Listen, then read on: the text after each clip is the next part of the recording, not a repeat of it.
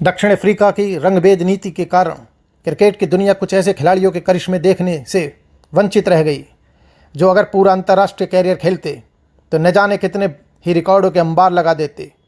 मैं आपका दोस्त आंजनेय आपके अपने YouTube channel a fun called cricket में मैं एक और दक्षिण अफ्रीका के बल्लेबाज के बारे में बात करूंगा जिनकी प्रतिभा को देखकर बड़े बड़े क्रिकेट पंडितों व महान खिलाड़ियों ने आधुनिक युग के सबसे महान बल्लेबाजों में से एक माना है, जिनकी तुलना विवियन रिचर्ड्स से की जाती है। स्वयं महानतम बल्लेबाज डॉन ब्रैडमैन ने उन्हें लैन हटन के टक्कर का बल्लेबाज माना है। वो है बैरी रिचर्ड्स, जो 1969-70 के ऑस्ट्रेलिया के खिलाफ खेली गई सीरीज के केवल 4 टेस्ट ही खेल पाए, जिनमें 72.5 की औसत से उन्होंने 508 रन बना दिए, जिनमें 2 शानदार शतक शामिल हैं। फिर वही हुआ, दक्षिण अफ्रीका 1991 तक अंतर्राष्ट्रीय क्रिकेट से बाहर हो गया और बैरी रिचर्ड्स के बल्ले का जौहर फिर दक्षिण अफ्रीका के प्रथम श्रेणी क्रिकेट में, इंग्लिश काउंटी क्रिकेट व ऑस्ट्रेलियन शेफील्ड शील्ड प्रथम श्रेणी क्रिकेट में देखा गया।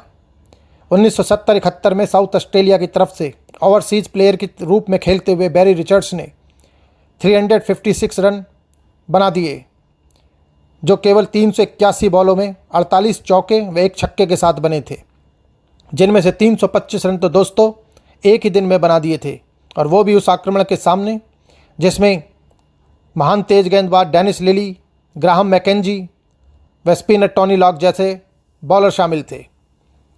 उसी साल विजिटिंग एमसीसी, उस समय इंग्लैंड की टीम को एमसीसी की टीम के नाम से जाना जाता था, उसके खिलाफ साउथ ऑस्ट्रेलिया की तरफ से खेलते हुए उन्होंने 224 रन ठोक दिए। कैरी पैकर क्रिकेट में 5 सुपर टेस्ट खेले। बैरी रिचर्ड्स ने वर्ल्ड एकादश की तरफ से ऑस्ट्रेलिया के खिलाफ 554 रन बनाए, जिनमें 2 शानदार शतक शामिल हैं, और उनका टॉप स्कोर 207 रहा। याद रहे कि वर्ल्ड सीरीज क्रिकेट में ऑस्ट्रेलिया अपनी पूरी टेस्ट टीम के साथ उतरा था, केवल जेफ थॉम्सन ही उस टीम में शामिल नहीं थे। गॉर्डन ग्रीनिज के साथ हैम्पशायर की ओर से खेलते हुए बैरी रिचर्ड्स ने वो सलामी जोड़ी बनाई जो कई सालों तक काउंटी क्रिकेट में उनकी जीतों का आधार बनी रही।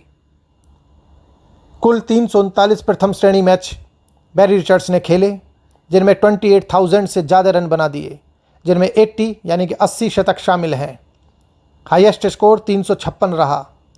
उनका औसत 55 के आसपास रहा, जो उनकी उस महानता को दर्शाता है, व कंसिस्टेंसी को जो 20 साल के कैरियर में उन्होंने लगातार दिखाते रहे। बैरी रिचर्ड्स ने वनडे क्रिकेट में भी अपने बल्ले के जौहर दिखाए और 16 शतकों के साथ 8,506 रन बना दिए थे। दोस्तों, बस यही कहा जा सकता है कि काश बैरी रिचर्ड्स अपना पूरा अंतर्राष्ट्रीय कैरियर खेल पाते तो शायद वर्ल्ड के सबसे महानतम बल्लेबाजों में से एक गिने जाते और कीर्तिमानों के अंबार लगा देते थे। दोस्तों, destroyer from hello before injury, इस सीरीज में मैं आपका दोस्त आंजनेय आपके अपने यूट्यूब चैनल जिसका नाम है ए फन कॉल्ड क्रिकेट में आज बात करूंगा उस महान तेज गेंदबाज की जो 1982-83 में विश्व का सर्वश्रेष्ठ तेज गेंदबाज माना जाता था, जिनकी गेंदों की तेज़ी व स्विंग से बल्लेबाज चमत्कृत रहकर खड़े से रह जाते थे। वह हैं पाकिस्तान के महान तेज गेंदबाज इमरान खान। दोस्तों, इमरान 1973-74 में क्रिकेट की दुनिया में आए और कुछ खास प्रदर्शन ना कर पाए, जिसके कारण वो क्रिकेट से बाहर हो गए। इमरान ने बहुत मेहनत की और फिर 2 साल बाद एक नए इमरान ने वापसी की, एक नए बॉलिंग एक्शन के साथ, और फिर क्रिकेट ने देखा एक महान तेज गेंदबाज का उदय जो बहुत अच्छा बल्लेबाज भी था। उस समय के विश्व के 4 सर्वश्रेष्ठ ऑलराउंडरों के में इमरान का भी नाम लिया जाता है। बाकी 4 ऑलराउंडर हैं इमरान, यान बाथम, रिचर्ड हेडली व कपिल देव। सरफराज नवाज के साथ इमरान ने एक विध्वंसक जोड़ी बना दी और पाकिस्तान की क्रिकेट को नई ऊंचाइयों पर ला दिया। सरफराज द्वारा रिवर्स स्विंग की खोज को इमरान ने एक आर्ट का नाम दे दिया। उन्होंने उस रिवर्स स्विंग को वो आर्ट बना दिया जो बल्लेबाजों की समझ से बाहर थी। बल्लेबाज समझ ही नहीं पाता था कि गेंद किस तरफ मूव करेगी और केवल खड़े ही रह जाते थे। 1982-83 के इमरान को खेलना तो एक दुस्वप्न ही था। इसी साल भारत के खिलाफ खेली गई श्रृंखला में इमरान ने बल्ले और गेंद से तहलका मचा दिया। उन्होंने 6 टेस्टों में 40 विकेट लिए और बहुत रन भी बनाए, जिनमें शतक भी शामिल है। वो यान बाथम के बाद पहले खिलाड़ी बन गए जिन्होंने एक मैच में शतक जमाने के साथ साथ 10 या उससे भी ज़्यादा विकेट लिए। इसी श्रृंखला में इमरान ने अपने एक प्रशंसक को मैदान में घुसने पर लात मार दी और कुछ दिनों बाद उसी पैर में एक अजीब सा दर्द होना शुरू हो गया, जो बढ़ता ही चला गया। इमरान ने इस अनाम से प्रशंसक से अखबारों व इंटरव्यू में माफ़ी तक मांगी थी, लेकिन चोट क्या है ये कभी भी पता नहीं चल पाया, ना किसी एक्सरे में ना किसी डायग्नोस्टिक में। इमरान ने इस चोट से पहले 49 टेस्ट खेले थे, जिनमें उन्होंने 232 विकेट लिए, जिनमें पारी में 5 विकेट 16 बार व मैच में 10 विकेट 4 बार शामिल हैं। इमरान का एवरेज 22 से भी कम था और स्ट्राइक रेट 48 से 49 के बीच। 2 साल बाद इमरान ने चोट से वापसी की और पाकिस्तान की क्रिकेट को फिर से एक बार नई बुलंदियों पर पहुंचा दिया। लेकिन इमरान अब वो खौफनाक गेंदबाज नहीं रहे और वे खुद कहते हैं कि चोट के बाद उन्हें बॉलिंग करने में वो मज़ा नहीं रहा था जो 1982-83 में आता था। इमरान ने इसके बाद 39 टेस्ट और खेले, जिसमें वे केवल 130 विकेट ही ले पाए। पारी में 5 विकेट 7 बार और मैच में 10 विकेट 2 बार। एवरेज 26 से भी ज़्यादा और स्ट्राइक रेट 60 से भी ज़्यादा पहुंच गया।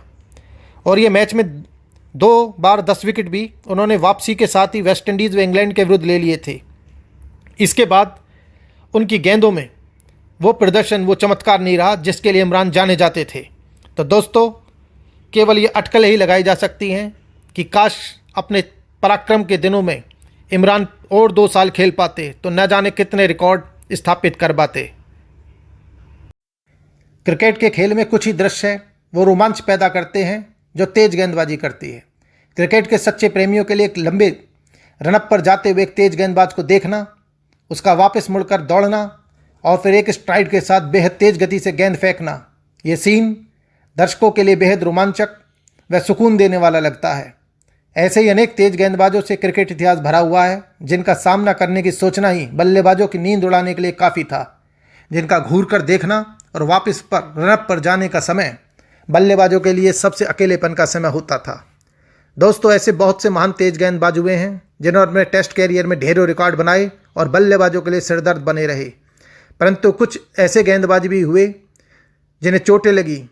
चोट लगने के बाद एक योद्धा की तरह उन्होंने वापसी तो की, लेकिन वो उस पुराने बॉलर की छाया मात्र ढह गई। उनका वो खौफ खत्म हो गया, वो तेजी, वो गेंद पर नियंत्रण। उनके प्रदर्शन में कभी कभी उस पुराने बॉलर की झलक तो दिखाई देती थी, जिसको बॉलिंग करते हुए आते देख बल्लेबाजों के पसीने छूट जाते, लेकिन फिर कभी उनका वो खौफ ना रहा। तो दोस्तों, मैं आपका दोस्त आंजनेय आज आपकी मुलाकात करवा रहा हूँ ऐसे ही एक तेज बॉलर जिनका नाम ही बल्लेबाजों के पसीने छुड़ाने के लिए व खौफ भरने के लिए काफ़ी था, जेफ थॉमसन। अगर केवल गति की बातें करें तो थॉमसन के मुकाबले में क्रिकेट इतिहास का कोई तेज गेंदबाज नहीं ठहरता। बेहद तेज गेंदबाजों की लिस्ट में अनेकों महान तेज गेंदबाजों जैसे Fred Trueman, Frank Tyson, Harold Larwood, Wesley Hall, Dennis Lillee, Andy Roberts, Michael Holding, Malcolm Marshall, Brett Lee, Mitchell Starc, Shaun Tait, Shoaib Akhtar, ये सब हुए हैं, लेकिन कोई भी लगातार इनमें इतना ऐसा स्पेल नहीं डाल पाता था कि जो 150 प्लस की स्पीड से कई ओवर डाल दें। लेकिन दोस्तों, जेफ थॉमसन के लगातार स्पेल ज़्यादातर 150 प्लस की स्पीड के होते थे और कई बार तो वो ओवर टू ओवर 155 प्लस के डालते थे। वो धीरे से आलस भरा सा रनअप, वो स्लिंगिंग एक्शन, लगता था कि कोई मध्यम तेज गति का बॉलर होगा, लेकिन गेंद के हाथ से निकलते ही मालूम पड़ जाता था कि ये तो सबका बॉस है। 1973 में उनको फेस करने वाले महान ऑस्ट्रेलियाई बैट्समैन ग्रेग चैपल ने तभी सोच लिया था कि थॉमसन का सामना करने से बेहतर है उन्हें अपने साथ में टीम में मिला लेना, और उन्होंने ऑस्ट्रेलिया के राज्य की टीम से उन्हें अपने राज्य की टीम में बुला लिया और उनके और यान चैपल के अंडर में उनका वो राइज हुआ जो बल्लेबाजों के नाक में दम करता रहा। 1974-75 से लेकर 1977 तक एक और महान तेज गेंदबाज डेनिस लिली के साथ उन्होंने वो जोड़ी बनाई जो टेस्ट इतिहास की अब तक की सबसे खतरनाक जोड़ी गिनी जाती है। 1973-1974-75 में जब इंग्लैंड के बल्लेबाज ऑस्ट्रेलियाई दौरे पर आए तो वो एक बात को लेकर निश्चिंत थे, क्योंकि डेनिस लिली 2 साल बाद पीठ की दर्द की वजह से बाहर रहे थे और अब वापसी कर रहे थे। उधर थॉमसन के बारे में उन्हें मालूम था कि थॉमसन तेज़ तो फेंकते हैं लेकिन इरेटिक हैं, और लिली और थॉमसन ने प्रदर्शनी मैचों में उनके सामने इस तरीके से बॉलिंग करते रहे कि उनके मन में एक झूठा आश्वासन भर गया कि ये वो गेंदबाज नहीं है।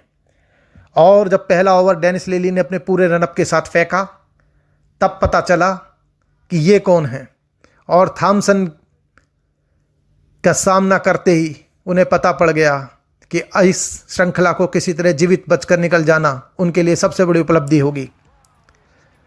उनका पूरा आत्मविश्वास इस श्रृंखला में हिल के रह गया। उसके बाद 1975-76 में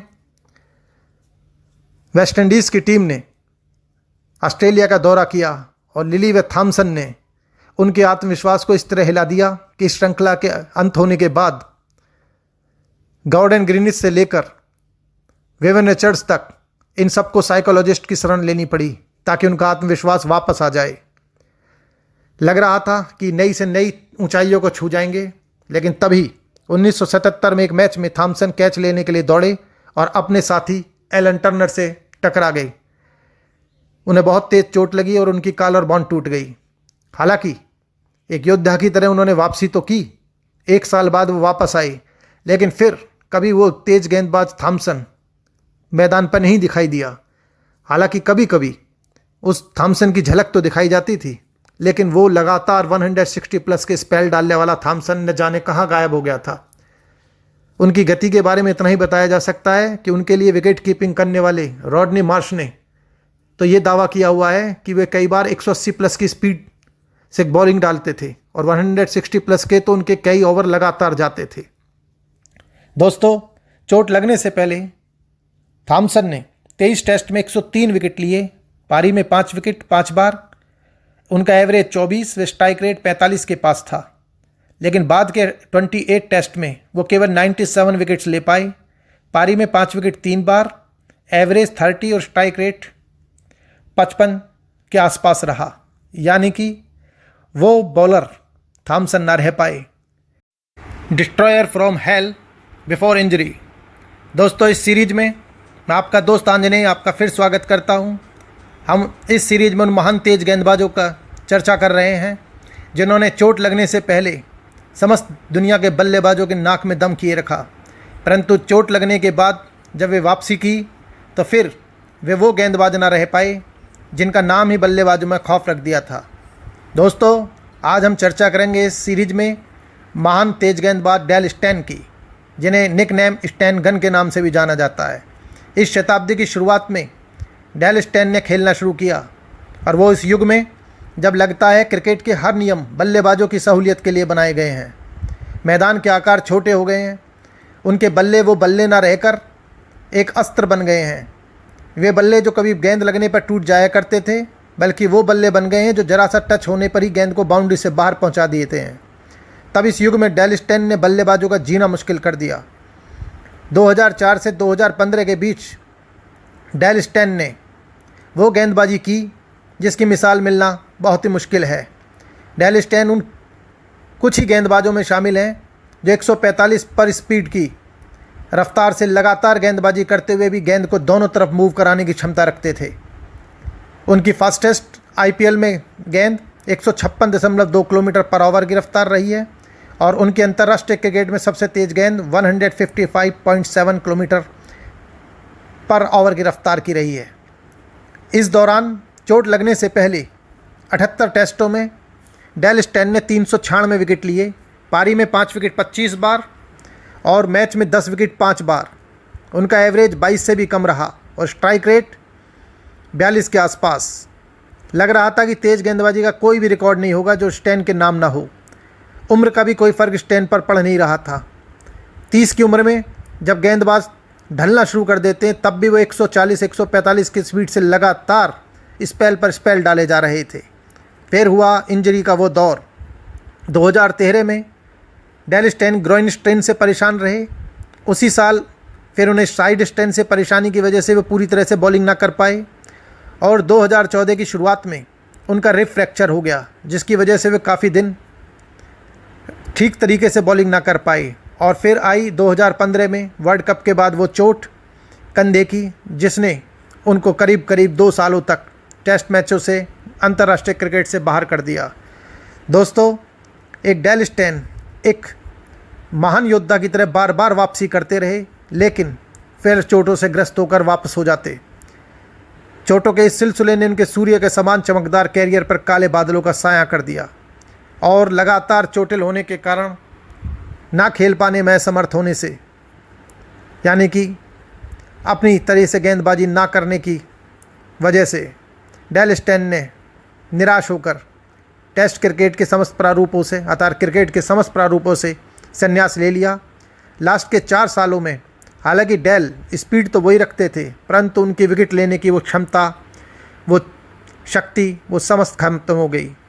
लास्ट के 4 सालों में डेल स्टेन ने 15 टेस्ट खेले, जिनमें केवल 43 विकेट ले पाए। पारी में 5 विकेट एक बार और मैच में 10 विकेट वो ले ही नहीं पाए। एवरेज 26 से ज़्यादा, स्ट्राइक रेट 50 से भी ज़्यादा हो गया।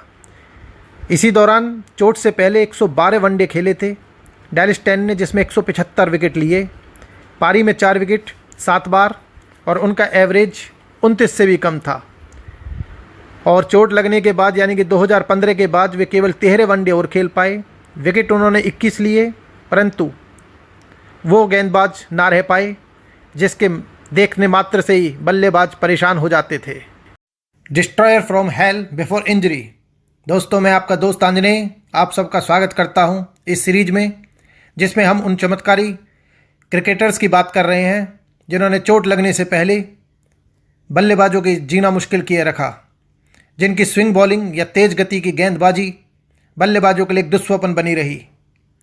इस सीरीज में मैं आपका परिचय करा रहा हूं महान ऑलराउंडर इयान बॉथम से, जिनका नाम लेते ही फ्लेमबॉयंट क्रिकेटर की छवि भरती है, जिनके बैटिंग में बॉलिंग प्रदर्शन लार्जर देन लाइफ थे। और शुरुआती उसमें उन्होंने वो चमत्कार दिखाए जो किसी भी खिलाड़ी के पूरे कैरियर में सपना ही रहते हैं। अपने ही दम पर अनेक मैचों का पासा पलटने वाला क्रिकेटर। बॉथम के अपने रंग में होने पर ना तो कोई भी बल्लेबाज उनकी स्विंग बॉलिंग का सामना कर सकता था और ना ही कोई गेंदबाज उनके बैट की मार से बच सकता था। बॉथम ने 100 विकेट 19 टेस्टों में पूरे किए, जो आज भी सबसे तेज 100 विकेट लेने वालों के लिस्ट में 5वें स्थान पर हैं। 41 टेस्टों में 200 विकेट, जो सबसे तेज 200 विकेट लेने वालों की लिस्ट में 8वें नंबर पर हैं। सबसे तेज 100 विकेट्स व 1000 रन, सबसे तेज 200 विकेट्स व 2000 रन और सबसे तेज 300 विकेट्स एंड 3000 रन्स। वो अकेले प्लेयर हैं जिन्होंने एक मैच में सेंचुरी व 5 विकेट लिए हैं। पारी में 5 बार उन्होंने ये करिश्मा कर दिखाया है। अकेले प्लेयर जिन्होंने एक मैच में शतक लगाया और उसी मैच की एक पारी में 8 विकेट लिए। पाकिस्तान के खिलाफ लॉर्ड्स टेस्ट 108 रन और 34 रन देकर 8 विकेट। बॉथम एक अलग अंदाज के खिलाड़ी थे। कई बार उन्होंने महान तेज गेंदबाजों के खिलाफ बिना हेलमेट लगाए व बिना एल्बो पैड खेले पूरी पारी खेली और हुक शॉट लगाए। उनका महान तेज गेंदबाज जेफ थॉमसन की गेंद पर बिना हेलमेट लगाया 6 उनके डेयर डेविलनेस का उदाहरण है। पहले 11 टेस्टों में बॉथम ने 3 शतक लगा दिए थे। पारी में 5 विकेट 8 बार और मैच में 10 विकेट एक बार लिए। 25 टेस्ट के बाद, यानी कि 25 टेस्ट के बाद बॉथम का प्रदर्शन था 6 सेंचुरीज व पारी में 5 विकेट 14 बार। 1985 तक बॉथम ने 79 टेस्ट खेले, 79 टेस्ट खेले और उसमें 343 विकेट लिए। पारी में 5 विकेट 25 बार व मैच में 10 विकेट 4 बार। उनका एवरेज 26 के आसपास था और स्ट्राइक रेट 51-52। इसी साल उन्होंने पैदल यात्रा करके ल्यूकेमिया मरीजों के लिए धन इकट्ठा करने का प्रयास किया और बहुत लंबा पैदल मार्च किया और उसका नतीजा हुआ पीठ का भयंकर दर्द, जिसकी वजह से वे काफ़ी दिनों तक क्रिकेट में वापसी न कर पाए। फिर 1986 में नशा करने पर फिर उन पर प्रतिबंध लगा, जिसके कारण वे बार बार मैच से, खेल से बाहर होते रहे, आते रहे। एक योद्धा की तरह वो बार बार वापसी करते, परंतु किसी न किसी कारणवश वो क्रिकेट की दुनिया से बाहर होते रहे। अब बाथम वो गेंदबाज ना रहे थे जो बल्लेबाजों को उंगलियों पर नचाते थे। अगले 23 टेस्टों में बाथम ने केवल 40 विकेट लिए। पारी में 5 विकेट 2 बार और मैच में 10 विकेट वो फिर दोबारा कभी ना ले पाए। उनका एवरेज 30 के आसपास था और स्ट्राइक रेट 60 से भी ज़्यादा है। बाथम का लास्ट करिश्माई प्रदर्शन 1992 के वर्ल्ड कप में था, जिसमें एक बार उन्होंने फिर वही करिश्मा दिखाया जिसके लिए वो विख्यात थे। बाथम ने इस वर्ल्ड कप में 10 मैच खेले, 16 विकेट लिए और इंग्लैंड को फाइनल में पहुंचा दिया। बाथम वो करिश्माई खिलाड़ी थे जिनके नाम पर एक पूरी सीरीज का नाम उनके प्रदर्शन के दम पर कहा जाता है। वो है 1981 के ऑस्ट्रेलिया के खिलाफ खेली गई एशेज सीरीज, जिसे बाथम सीरीज के नाम से भी जाना जाता है या बाथम एशेज के साथ से। बाथम ने पहले 51 टेस्टों में 2833 रन, जिनमें 11 शतक शामिल थे और 231 विकेट ले डाले थे। पारी में 5 विकेट 19 बार और मैच में 10 विकेट 4 बार। वो अकेले प्लेयर थे, यानी कि सबसे पहले वही प्लेयर रहे हैं जिन्होंने एक पारी में शतक और उसी मैच में 10 विकेट लेने का करिश्मा करा है। भारत के खिलाफ गोल्डन जुबली टेस्ट में जब उन्होंने 106 रन देकर 13 विकेट लिए और 114 रन भारत के खिलाफ बनाए। बाथम वो करिश्माई क्रिकेटर रहे दोस्तों, जो अगर 1985 में अपनी चोटों के कारण व अन्य कारणों से धीरे धीरे क्रिकेट की दुनिया से बाहर ना होते तो शायद वो ऐसा रिकॉर्ड स्थापित कर जाते बैटिंग और बॉलिंग में जिसकी मिसाल मिलना नामुमकिन ही है। वो करिश्माई खिलाड़ी हैं जिनको देखने के लिए पब्लिक लाया रहती थी, जो दर्शकों का पूरा पैसा वसूल करा देते थे। बस अटकलें ही लगाई जा सकती हैं दोस्तों कि कैसा रहता अगर वे पूरी तरह फिट रहकर खेलते। Destroyer from hello before injury. दोस्तों, इस सीरीज में मैं आपका दोस्त आंजनेय चर्चा करूंगा उस महान तेज गेंदबाज की जिसका नाम ही बल्लेबाजों में खौफ भरने के लिए पर्याप्त था।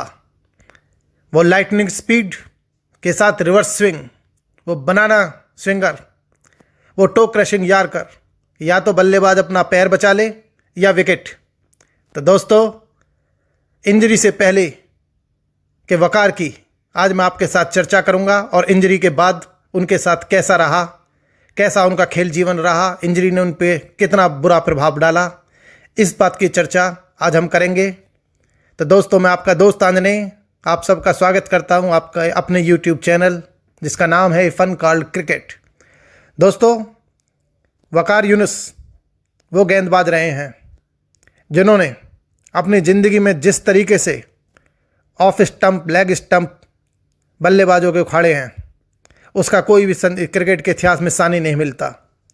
वकार ने अपने चोट लगने से पहले अपने टेस्ट कैरियर के पहले 33 मैचों में, यानी कि 33 टेस्टों में 190 विकेट लिए थे, जिनमें 19 बार पारी में 5 विकेट व मैच में 10 विकेट 4 बार हैं। उनका बॉलिंग एवरेज 21 से भी कम था और स्ट्राइक रेट 38.3 के आसपास। लग रहा था कि क्लैरी ग्रिमेट का 36 टेस्ट में 200 विकेट का रिकॉर्ड अब टूटा।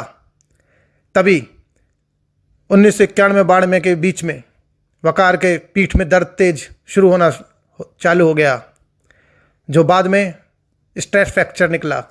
नतीजा, वकार अगले कुछ महीनों तक रिहैबिलिटेशन में रहे और आखिरकार उन्होंने 1-1.5 साल बाद वापसी करी, लेकिन फिर वो वकार ना रह पाए जिस वकार को देखकर बल्लेबाजों के पसीने छूट जाया करते थे। हालांकि बीच बीच में कई बार उनके प्रदर्शन में उसी पुराने वकार की झलक दिखाई देती और उस समय उनको खेलना बल्लेबाजों के लिए दुष्वैपन ही रह जाता था। दोस्तों, वकार ने 33 टेस्टों में 190 विकेट लिए। उस दौरान जितने भी महान गेंदबाज हुए हैं, अगर उनके प्रदर्शन का आंकलन भी पहले 33 टेस्टों या 31 टेस्टों का किया जाए तो कोई भी गेंदबाज वकार यूनुस के पहले उन प्रदर्शनों के साथ के टक्कर नहीं देता। जैसे डेनिस लिली ने पहले 31 टेस्टों में केवल 160 विकेट लिए थे। वसीम अकरम ने पहले 31 टेस्टों में केवल 110 विकेट। महान तेज गेंदबाज एलन डोनाल्ड ने अपने पहले 31 टेस्टों में 156 विकेट। रिचर्ड हेडली ने अपने 31 टेस्टों में 139 विकेट। अब तक के सबसे महान तेज गेंदबाजों में माने जाने वाले मैल्कम मार्शल ने 31 टेस्ट मैचों में 133 विकेट, और इस शताब्दी के सबसे महान तेज गेंदबाज माने जाने वाले एलन डोनाल्ड ने अपने पहले 31 टेस्टों में केवल 159 विकेट लिए थे। तो देखा जा सकता है कि इंजरी से पहले वकार का सानी टेस्ट क्रिकेट के इतिहास में कोई नहीं हुआ। इसी के साथ अगर हम वनडे क्रिकेटों को भी लगाए जाए, वनडे मैचों में भी, तो वकार ने इस दौरान 31 से 33 टेस्ट मैचों के उस कैरियर के दौरान 88 वनडे खेले, जिसमें उन्होंने 149 विकेट ले दिए। पारी में 5 विकेट, यानी कि मैच में 5 विकेट 5 बार, और पारी में 4 विकेट जो टेस्ट क्रिकेट के 5 विकेटों के बराबर होते हैं, वो 8 बार लिए। इस दौरान एलन डोनाल्ड ही उनके आसपास नजर आते हैं। बाकी कोई भी, चाहे वो वसीम अकरम रहा हो, Richard Hadlee, Malcolm Marshall, Dale Steyn या डेनिस लिली, कोई भी गेंदबाज उस वकार जो विध्वंसक, that means destroyer from the hell की बराबरी नहीं कर पाता। और जब वकार ने चोटों के बाद वापसी की तो वसीम अकरम एंड कंपनी ने कॉन्स्पायरेसी के तहत उनको प्राइम में कभी उन्हें फिर से खेलने भी ना दिया, और वो वकार छाया ही रह गए पिछले वकार की। अगले 54 टेस्ट और खेले वकार ने, जिसमें वो केवल 183 विकेट्स ही ले पाए। पारी में 5 विकेट 2 बार, मैच में 10 विकेट 1 बार। उनका एवरेज 27 के आसपास पहुंच गया और स्ट्राइक रेट 48 के पास। चोट से पहले का वो वकार एक सपना ही रह गया। दोस्तों, इसी के साथ साथ एक और बात भी बता दी जाए कि वकार ने कुल 262 वनडे मैच खेले, जिनमें 416 विकेट लिए। वकार के पारी में 4 विकेट 27 बार हैं, और पारी में फाइवर यानी कि 5 विकेट, वनडे में केवल एक ही पारी होती है दोस्तों, उसमें 13 बार 5 विकेट लिए, और उनका स्ट्राइक रेट 30.52 अब तक के उसमें सबसे कम में गिना जाता है। तो दोस्तों, अगर वकार पेट की चोट से ना घायल होकर टेस्ट क्रिकेट से बाहर जाते और इसी तरह से खेलते रहते, और साथ में ही उन्हें वसीम अकरम व पाकिस्तान के एडमिनिस्ट्रेशन का सहारा मिला हुआ था, उनको रिहेबिलिटेशन दोबारा जिस प्रकार डेनिस लिली का सहारा उनके साथी खिलाड़ियों ने व क्रिकेट ऑस्ट्रेलिया के एडमिनिस्ट्रेशन ने किया था, तो शायद ऐसा कोई भी रिकॉर्ड नहीं है तेज गेंदबाजी का जो वकार के सामने रह जाता। वकार टेस्ट क्रिकेट में, क्या वनडे क्रिकेट में रिकॉर्डों का एवरेस्ट खड़ा कर देते, जिसके पास पहुंचना भी किसी भी बॉलर के लिए एक स्वैपन ही रह जाता। इस प्रकार कह सकता हूं कि अगर चोट ना लगी होती, चोट से पहले वकार का कोई सानी नहीं है। तो दोस्तों, बस अटकलें ही लगाई जा सकती हैं कि काश चोट ना लगती तो वकार कैसा प्रदर्शन करते। नमस्कार मित्रों, कैसे हैं आप सब। प्रार्थना करता हूं कि आप सब स्वस्थ होंगे। मैं आपका दोस्त आंजनेय आप सबका स्वागत करता हूं आपके अपने YouTube चैनल, जिसका नाम है ए फन कॉल्ड क्रिकेट। दोस्तों, क्रिकेट एक बड़ा ही दिलचस्प गेम है। इसमें बड़े बड़े बैट्समैन, बड़े महान गेंदबाज, बड़े बड़े ऑलराउंडर भी हुए हैं, परंतु आज मैं जिनके बारे में आपसे चर्चा करूंगा वो हैं Indian cricketer of the century, एक सितारे की तरह चमकने वाले महान ऑलराउंडर कपिल देव। दोस्तों, कुछ समय से भारतीय क्रिकेट में हार्दिक पांड्या, जो एक बहुत अच्छे खिलाड़ी हैं, उनका ऑलराउंडर के रूप में उभरने के बाद उनका कंपैरिजन कपिल देव से किया जाने लगा है। आज मैं कपिल देव की तुलना हार्दिक पांड्या व उनके बाद के तेज गेंदबाजों व ऑलराउंडरों से होऊंगा। सही समझे आप, मैं भारतीय तेज गेंदबाजों व ऑलराउंडरों से कपिल देव की आज तुलना करूंगा, और देखेंगे कि कपिल देव के मुकाबले में और गेंदबाज व ऑलराउंडर कहाँ ठहरते हैं, विशेषकर हार्दिक पांड्या। दोस्तों, सबसे पहले शुरुआत मैं कपिल देव की बॉलिंग से करूंगा। कपिल देव ने 131 टेस्ट मैचों में 434 टेस्ट विकेट लिए थे। पारी में 5 विकेट 23 बार व 10 विकेट 2 बार लिए। उनका स्ट्राइक रेट 63.92 पर विकेट रहा। स्ट्राइक रेट होता है दोस्तों कि कितनी बॉलों के बाद आप 1 विकेट ले सकते हैं, यानी कि कपिल देव 63 गेंदों के बाद 1 विकेट ले लेते थे। कपिल देव के अधिकांश विकेट इंडियन सबकॉन्टिनेंट यानी कि भारत व पाकिस्तान की डेड पिचों पर लिए गए थे। दोस्तों, कपिल देव की बॉलिंग की मुख्य विशेषता थी उनका स्मूथ एक्शन व उनकी मशहूर बनाना आउट स्विंगर, जिसे कपिल्स ब्यूटी के नाम से भी जाना जाता है। पहले 50 से 55 टेस्टों तक कपिल की आउट स्विंगर बॉल दुनिया के सभी टॉप क्लास बल्लेबाजों के लिए सरदर्द बनी रही थी। और जब बहुत ज़्यादा बॉलिंग का भार ढोने से कपिल के घुटने जवाब देने लगे और उनका ऑपरेशन हुआ, उसके बाद से कपिल का इस हथियार पर से नियंत्रण चला गया और वे फिर पहले से गेंदबाज ना रहे। पहले 25 टेस्टों में दोस्तों कपिल ने 100 विकेट लिए, यानी कि 4 टेस्ट पर विकेट, जिनमें 6 बार पारी में 5 विकेट व 1 बार टेस्ट मैच में 10 विकेट लिए। अगले 25 टेस्टों में कपिल देव ने फिर 100 विकेट लिए और इस बार पारी में 5 विकेट 9 बार, लेकिन 10 विकेट एक टेस्ट मैच में लेने में वे असफल रहे। दोस्तों, कपिल की बॉलिंग की धूम इसी से मापी जा सकती है कि पहले 25 टेस्टों में कपिल ने विरोधी टीम को केवल 2 या 3 बार ही पहले विकेट के लिए शतकीय साझेदारी बनाने दी, यानी विपक्षी टीम के सलामी बल्लेबाज 100 रन बनाने से पहले ही पवेलियन वापस लौट जाते थे। कपिल की बॉलिंग के बारे में आप ये और समझ सकते हैं कि 434 विकेटों में से कपिल देव ने टॉप क्लास बल्लेबाज यानी कि विशेषज्ञ बल्लेबाज जो पहले से 3 क्रम पर आते हैं 175 ऐसे विकेट लिए थे, यानी कि 40.3% अपने टोटल 434 विकेटों में से, और 31.3% यानी कि 136 टेस्ट विकेट उनके मिडिल ऑर्डर बैट्समैनों के हैं, यानी करीब 72% विकेट कपिल देव ने उन बल्लेबाजों के लिए हैं जिन्हें विशेषज्ञ बल्लेबाज माना जाता रहा है। उस समय के जितने भी बेहतरीन बल्लेबाज हुए थे वो कपिल के सामने जब भी कभी खेले तो असफल ही साबित हुए। बड़े बड़े नाम हैं उनमें से, लेकिन केवल जावेद मियांदाद, किम ह्यूज और जॉब बायकर्ट, उसका ही एवरेज कपिल देव के सामने सम्मानजनक कहा जा सकता है। अन्यथा Gordon Greenidge, Desmond Haynes, Vivian Richards, Ian Botham, Elon lamb, David गोवर, बड़े बड़े और महान बल्लेबाज, उनका एवरेज कपिल देव की बॉलिंग के सामने 35 रन से भी कम रहा था।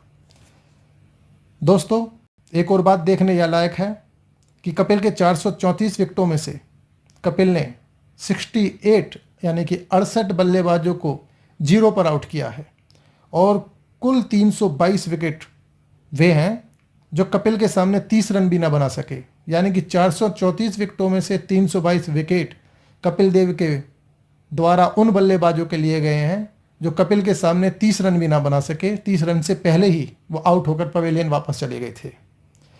महान गेंदबाजी की निशानी ये नहीं है तो दोस्तों फिर और क्या है? वो भी जब भारत की तेज गेंदबाजी आक्रमण को केवल अकेले कपिल ही ढोते रहे।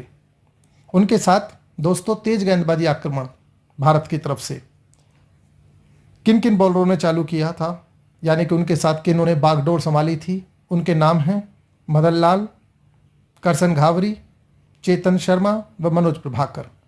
ये कपिल के साथ तेज गेंदबाजी के उनके साझेदार रहे हैं। दोस्तों, इनके रिकॉर्ड भी देख लेते हैं। करसन घावरी ने 39 टेस्ट मैचों में 109 विकेट, चेतन शर्मा ने 23 टेस्टों में 61 विकेट, मदन लाल ने 39 टेस्ट मैचों में 71 विकेट और मनोज प्रभाकर ने 39 टेस्ट मैचों में 96 विकेट लिए। याद रखना दोस्तों, कपिल के पहले 25 टेस्टों में 100, अगले 25 टेस्टों में 100, यानी कि 50 टेस्टों में 200 विकेट है। इसी से पता चल जाता है कि ये कपिल के सामने ये गेंदबाज कहाँ पर ठहरते हैं। अब बात करते हैं दूसरे भारतीय मुख्य तेज गेंदबाजों की जो कुछ दिन कपिल के साथ खेले या उनके बाद में इंडिया के टेस्ट क्रिकेट में तेज गेंदबाजी की बागडोर संभाली जिन्होंने। दोस्तों, ये हैं जहीर खान, जवागल श्रीनाथ, ईशांत शर्मा। इनके भी टेस्ट रिकॉर्ड देख लेते हैं दोस्तों। जहीर खान ने 92 टेस्ट मैचों में 311 विकेट लिए। जवागल श्रीनाथ ने 67 मैचों में 67 मैचों में 236 टेस्ट विकेट लिए और ईशांत शर्मा ने 97 टेस्टों में 297 टेस्ट विकेट लिए। ईशांत शर्मा भी खेल रहे हैं। दोस्तों, इनकी काबिलियत को पूरी इज्जत देते हुए इन्होंने भी भारतीय क्रिकेट की बहुत सेवा की है और अपने समय में भारतीय टीम को बहुत आगे ले गए हैं। परंतु ये कहना भी मुनासिब होगा कि इन्हें कपिल के मुकाबले का नहीं माना जा सकता, और पहले 50 टेस्ट वाले कपिल के आगे तो ये कभी भी ठहरते ही नहीं। ना इनका स्ट्राइक रेट, ना इनकी पारी में 5 विकेट, ना इनकी वो दहशत जो कपिल देव के अपने ज़माने में उनके सामने खड़े खेलने वाले बल्लेबाज मानते थे। मैं आपको एक चीज़ बतला दूं कि भारत के पास है ही क्या, केवल कपिल देव। उसके 5 या 6 ओवर सावधानी से खेलते हुए निकाल दो और फिर बड़े ही आराम से विकेट पर टिक कर रन बनाते रहो। और मदन लाल को तो विवियन रिचर्ड्स सबसे तेज ऑफ स्पिनर की संज्ञा देते थे, जिन्होंने भारत के तेज गेंदबाजी आक्रमण को भी संभाला था। याद कीजिए दोस्तों, कपिल के वो अविस्मरणीय बॉलिंग स्पेल, चाहे वो मद्रास में पाकिस्तान के खिलाफ 56 रन पर 7 विकेट हो, या मेलबोर्न में ऑस्ट्रेलिया के खिलाफ 28 पर 5 विकेट हो, या एडिलेड में 106 रन देकर 8 विकेट हो। याद करिए बॉम्बे में इंग्लैंड के खिलाफ 70 रन पर 5 विकेट हो, जब मदन लाल और कपिल देव ने तूफानी गेंदबाजी करते हुए 5-5 विकेट लेकर इंग्लैंड को 102 रन पर समेट दिया था। ऐसा बहुत ही कम क्रिकेट इतिहास में उदाहरण मिलते हैं जब केवल 2 तेज गेंदबाजों ने ही मिलकर किसी तीसरे गेंदबाज को बॉलिंग ही ना करने दी हो और टीम उड़ा दी हो। कपिल के टेस्ट कैरियर में जिन भी टेस्ट सीरीज दोस्तों भारत ने जीती, उन्हीं में नहीं बल्कि उन टेस्ट सीरीजों में भी जो भारत ने बुरी तरह हारी, उनमें भी कपिल ने बैट व बॉलिंग से बहुत अच्छा योगदान दिया। चाहे वो पाकिस्तान के खिलाफ 1982-83 में 3-0 से हार हो, जिसमें कपिल ने 6 टेस्ट मैचों में 24 विकेट लिए। ये वो श्रृंखला है जिसमें इमरान की तूफानी गेंदबाजी के सामने पूरी भारत की टीम टीनों के टुकड़े की तरह बिखर के रह गई थी। या 1983 में विश्व कप में हार का बदला लेने आई वेस्ट इंडीज़ की टीम ने बुरी तरह भारत को 3-0 से हराया। तब कपिल ने 6 टेस्ट मैचों में 29 विकेट लिए। दोस्तों याद कीजिएगा कि इसी श्रृंखला में माइकल होल्डिंग ने 6 टेस्ट मैचों में 30 विकेट और मैल्कम मार्शल ने 6 टेस्ट मैचों में 33 विकेट लिए थे। भारत की हार का मुख्य कारण था कि कपिल देव का साथ किसी और गेंदबाज द्वारा ना दिया जाना। अगर कपिल देव के साथ ऐसे ही किसी और ने भी और विकेट लिए होते तो श्रृंखला का परिणाम कुछ और भी हो सकता था।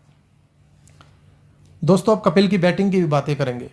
उनकी बैटिंग में जो डेयर डेविलनेस थी वो बाद में केवल वीरेंद्र सहवाग के समय में ही देखने को मिली है। और ये बैटिंग भी खौफनाक गेंदबाजों के सामने बिना आजकल के बल्लेबाजों की तरह जिरह अख्तर से लैस हुए बिना। ये नहीं कि पूरे शरीर को जिरह अख्तर से लैस किए जाएं, यहाँ भी थाई पैड भी हो, चेस्ट पैड भी हो, एल्बो पैड भी हो, बल्ले अलग तरीके को हों तब आप खेलने आए। नहीं, केवल मिनिमम बैटिंग गियर के साथ कोई भी गेंदबाज सामने हो, कपिल का अंदाज वही रहता था। अपने आगमन के कुछ ही समय बाद कपिल ने जता दिया कि उनमें बैटिंग भी बहुत अच्छी तरह से आती है। चाहे वो वेस्ट इंडीज़ के तूफानी गेंदबाजों के सामने 126 रन बनाने हों, 1982 की इंग्लैंड सीरीज जिसे कपिल वर्सेस बाथम का नाम दिया गया था, उसमें 55 गेंदों में 89 रन बनाने। याद कीजिएगा कि उस समय सबसे तेज शतक ग्रेगरी के नाम था 61 गेंदों में। अगर कपिल एक गेंद को छक्का मारने के में आउट ना हुए होते तो शायद उस समय सबसे तेज टेस्ट शतक का रिकॉर्ड भी वो अपने नाम पर बना लेते। अगली ही टेस्ट में 93 गेंदों में 97 रन और बाथम की होड़ में लगे छक्कों को दोस्तों कौन भूल सकता है, जो मैदान के बाहर जाकर गिरे थे। कानपुर टेस्ट में श्रीलंका के विरुद्ध तूफानी 163 रन, जिनमें से 72 गेंदों में लगाया गया शतक भी शामिल है। उस फेमस टेस्ट टाई टेस्ट को जो 1986-87 में मद्रास में हुआ था, उसकी याद आज भी लोगों के जेहन में ताज़ा है, जिसमें कपिल बेहद तेज बुखार के बावजूद भी खेलने आए और शतक लगाया। और तब ऑस्ट्रेलियाई कप्तान एलन बॉर्डन ने हताशा में कहा था कि ऑस्ट्रेलिया की निश्चित जीत में कपिल का ये शतक एक दीवार बनकर रहा और वही इस हार के मुख्य कारण रहे थे। एक और सीन कपिल देव का याद आता है जब इंडिया को फालवान बचाने के लिए जरूरी 24 रन थे और अंतिम जोड़ी मैदान में खेल रही थी। कपिल देव नरेंद्र हिरवानी के साथ खेल लेते, तब एडी हेमिंग्स की 4 गेंदों पर 4 छक्के लगाकर इंडिया को फॉलो ऑन से बचाना, वो कपिल की वो यादगार दिनों में शामिल है। ये तो केवल कुछ ही उदाहरण हैं। कपिल का बैटिंग के लिए उतरने के बाद विपक्षी कप्तान कोई भी निश्चित फील्डिंग प्लान नहीं बना सकता था, और कितने ही महान गेंदबाज हुए, वो ये नहीं समझ पाते थे कि अगली गेंद कहाँ डालें, किस तरीके से कपिल को बॉलिंग करें। टेस्ट क्रिकेट में 30 गेंदों से कम में 50 रन बनाने वाले कपिल एकमात्र भारतीय बल्लेबाज रहे हैं अपने समय में, जबकि तूफानी बल्लेबाजों की यहां कभी भी कमी नहीं रही। कपिल का नटराज मुद्रा में पुल या हुक शॉट खेलते हुए अनगिनत पोस्टर क्रिकेट प्रेमियों के छत घरों की दीवार पर अब तक लगे हुए हैं। यही नहीं, वनडे क्रिकेट में भी भारत की ओर से पहला शतक, वो अविस्मरणीय 175 रन जो भारत के खिलाफ जिम्बाब्वे ने 17 रन पर इंडिया के 5 विकेट गिरा दिए थे, और तब कपिल ने वो धुआंधार बैटिंग करते हुए 175 रन बनाए। उन्हें कौन भूल सकता है। यह पहले 5 विकेट 43 रन पर 5 भारत बनाम ऑस्ट्रेलिया विश्व कप में, वो कपिल की ही उपलब्धियां हैं। 1983 के पूरे वर्ल्ड कप को यूं तो पूरी टीम के प्रदर्शन के दम पर ही जीता गया था, लेकिन कपिल का इसमें योगदान भुलाने लायक नहीं है। 303 रन व 12 विकेट। कपिल इस जीत में मुख्य कर्णधार रहे थे। फील्डिंग, कपिल एक महान फील्डर गिने जाते हैं।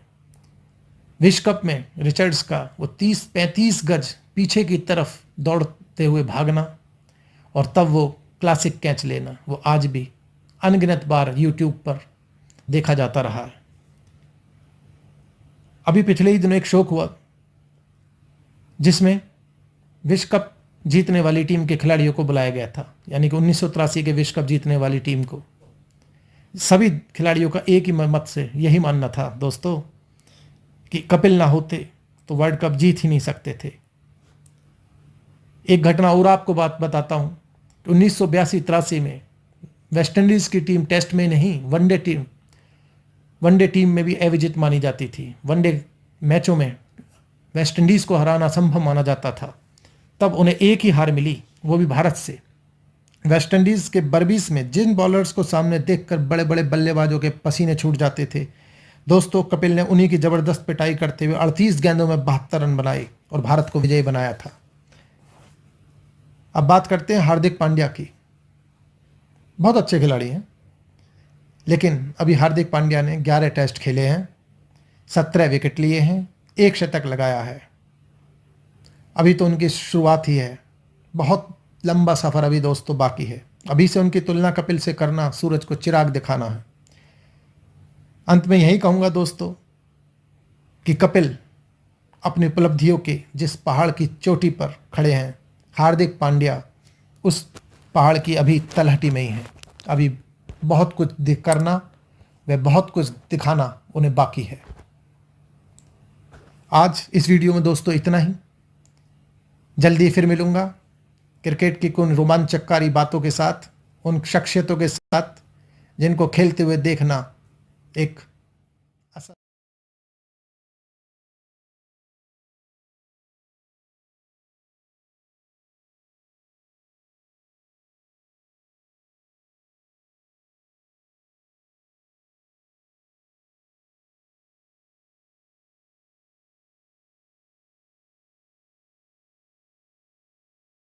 दोस्तों कुछ खिलाड़ी ऐसे होते हैं कि वो जिस दिन से क्रिकेट की दुनिया में कदम रखते हैं, सारे क्रिकेट प्रेमी उनको देखने के लिए लालायित रहते हैं। उनको देखने का नशा हर क्रिकेट प्रेमी के मन में छाया रहता है। वैसे तो हर देश की टीम में 3 या 4 खिलाड़ी हमेशा ऐसे रहे हैं, परंतु न्यूजीलैंड वो टीम है जिसकी क्रिकेट की टीम में 1 या 2 खिलाड़ी ही इस तरीके का, इस स्तर का हो पाया है, जैसे रिचर्ड हेडली, मार्टिन क्रॉव। लेकिन इस शताब्दी की शुरुआत में खिलाड़ी ने जैसे ही अपना रंग न्यूजीलैंड की क्रिकेट में दिखाना शुरू किया तो लगा कि वही न्यूजीलैंड क्रिकेट का पर्याय है। दोस्तों वो खिलाड़ी है तेज गेंदबाज, license to thrill Shane Warne, जिनका कैरियर अगर विभिन्न अड़चनों व चोटों से ना खत्म हो गया होता तो न जाने कितने ही रिकॉर्ड उनकी झोली में होते। शेन बॉन्ड जिस उम्र में बहुत से तेज गेंदबाज अंतर्राष्ट्रीय क्रिकेट में धूम मचाने लगते हैं, उस उम्र में यानी 22 साल में शेन बॉन्ड ने 1997 में अपना पहला प्रथम श्रेणी मैच खेला और अगले 3 साल में वे केवल 12 फर्स्ट क्लास मैच ही खेल पाए।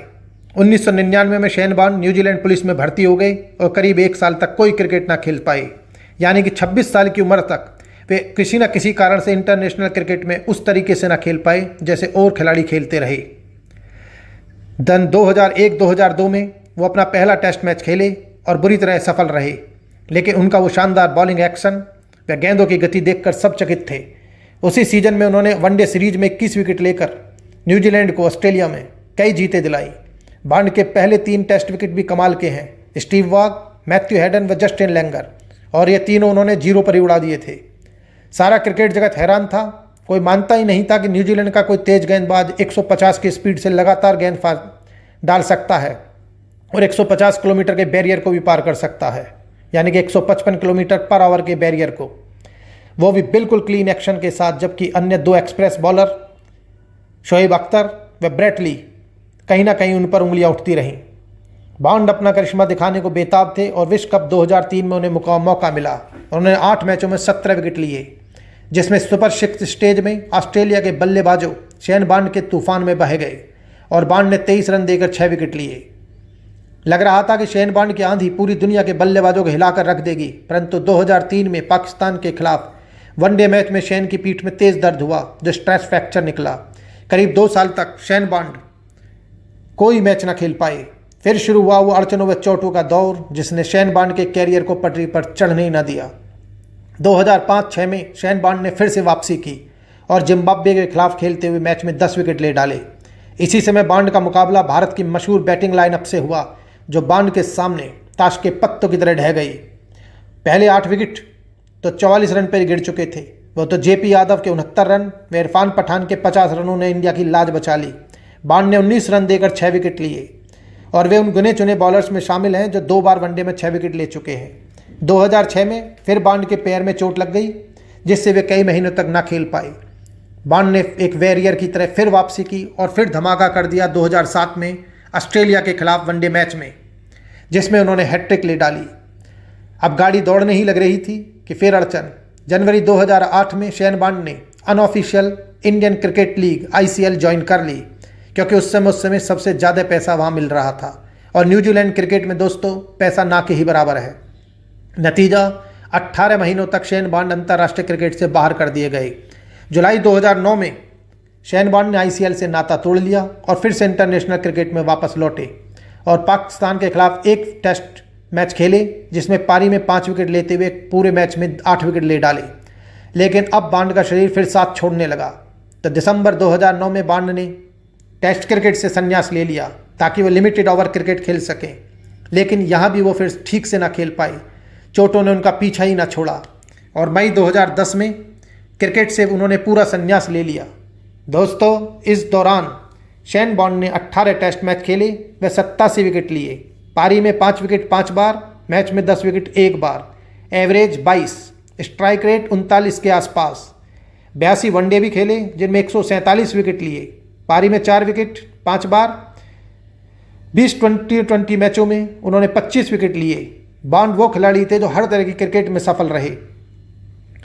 उनका वनडे व टेस्ट क्रिकेट में स्ट्राइक रेट सेकंड बेस्ट है और 1900 के बाद वो पहले अकेले गेंदबाज हैं जिनका स्ट्राइक रेट 40 से भी कम है। दोस्तों, बॉन्ड वो पहले बॉलर हैं जिन्होंने T20 में मेडन ओवर फेंका था।